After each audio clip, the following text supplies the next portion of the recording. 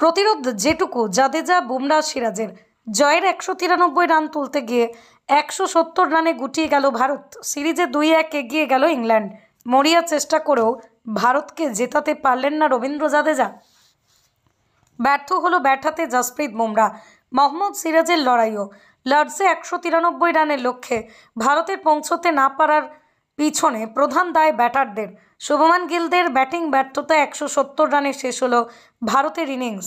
শেষ দিকে জাদেজা বুমরার মরিয়া লড়াই করলেন। 112 রানে 8 উইকেট পড়ে যাওয়ার পর 22 ওভার লড়াই করলেন তারা। নবম উইকেটে তাঁদের তোলা 35 রানও হার ঠেকাতে পারল না। মোহাম্মদ সিরাজের 30 বলের লড়াইও দাম পেল না।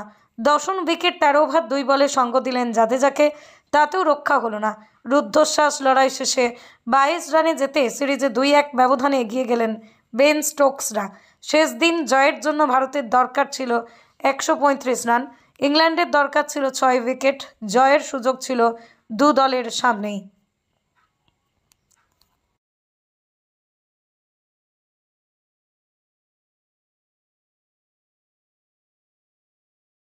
টেস্টে 110 বছরের পুরনো রেকর্ড ভাঙলেন বোলান্ড। বুমরা অক্ষরকেও ছাপিয়ে গেলেন ওসি বোলার। টেস্ট ক্যারিয়ার খুব বড় নয় স্কট বোল্যান্ডের, তার মধ্যেই নজির গড়েছেন তিনি। 110 বছরের পুরনো রেকর্ড ভেঙেছেন তিনি। ভারতের দুই বোলার জসপ্রীত বুমরা, অক্ষর পটেলকে ছাপিয়ে গিয়েছেন এই ডানহাতি পেসার। টেস্টে অন্তত 2000 বল করা বোলারদের মধ্যে সবচেয়ে কম গড় বোল্যান্ডের। ওয়েস্ট ইন্ডিজের বিরুদ্ধে তৃতীয় টেস্টের প্রথম ইনিংসে 34 রান দিয়ে 3 উইকেট নিয়েছেন তিনি। তারপরই এক নজির গড়েছেন বোল্যান্ড। 1910 সাল থেকে টেস্টে সবচেয়ে কম গড়েন রেকর্ড ছিল অস্ট্রেলিয়ার বার্ট আয়রন মঙ্গারের। 5 বছরের ক্যারিয়ারে 17.97 গড়ে 59 উইকেট নিয়েছিলেন তিনি। সেই নজির ভেঙেছেন বোল্যান্ড। 4 বছরে 14 টেস্টে 17.33 গড়ে 59 উইকেট নিয়েছেন তিনি। তৃতীয় স্থানে রয়েছেন ইংল্যান্ডের ফ্রাঙ্ক টাইসন। 5 বছরের ক্যারিয়ারে তিনি 18.56 গড়ে 76 উইকেট নিয়েছেন।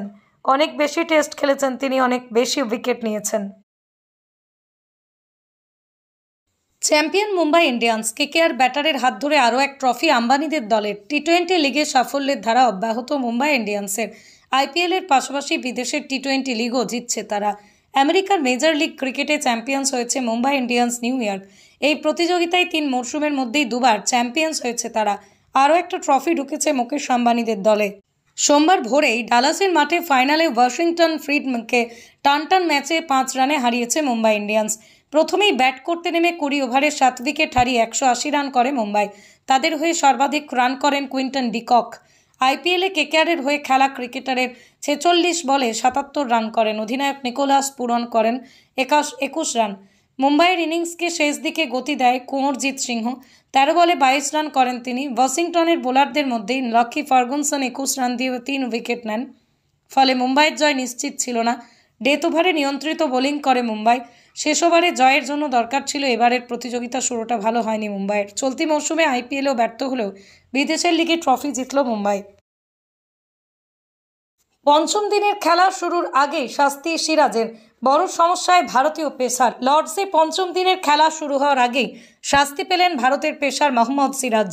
জল্পনা চলছিল, অবশেষে তা সত্যি হলো। লর্ডসে পঞ্চম দিনে খেলা শুরু হওয়ার আগেই শাস্তি পেলেন ভারতের পেসার মোহাম্মদ সিরাজ। এই শাস্তির ফলেই চাপ বেড়েছে সিরাজের উপর। ইংল্যান্ডের ওপেনার বেন ডাকেটকে আউট করে তাকে ধাক্কা মারা এবং উত্তেজিত হয়ে কথাবার্তা বলায় শাস্তি পেয়েছেন সিরাজ।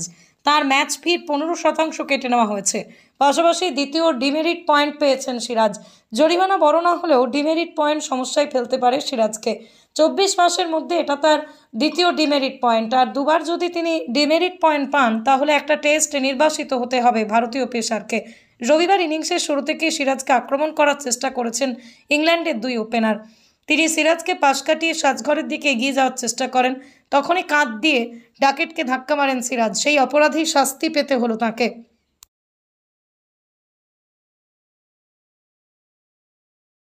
লর্ডসে ভারতের হার সব ছেড়ে উইকেটের বেলকে দোষলেন কার্তিক। শোয়েব বশিরের বল ঠিকভাবে ডিফেন্স করেও প্লে ডাউন হয়েছেন মোহাম্মদ সিরাজ। তার 30 বলের প্রতিরোধ শেষ হতে ইংল্যান্ডের কাছে তৃতীয় টেস্টে হেরে গিয়েছে ভারত। ব্যাটে লেগে বল পিচ পড়ার পর ধীরে ধীরে গড়িয়ে উইকেট আঘাত করেছিল, তাতেই পড়ে যায় বেল। আউট হয়ে যান সিরাজ। কেন ভাগ্য সহায় হলো না সিরাজের? ভারত ইংল্যান্ড টেস্ট সিরিজ ব্যবহৃত উইকেটের উপরে বেলকেই ধুঁসছেন ভারতের প্রাক্তন উইকেট রক্ষক ব্যাটার দীনেশ কার্তিক।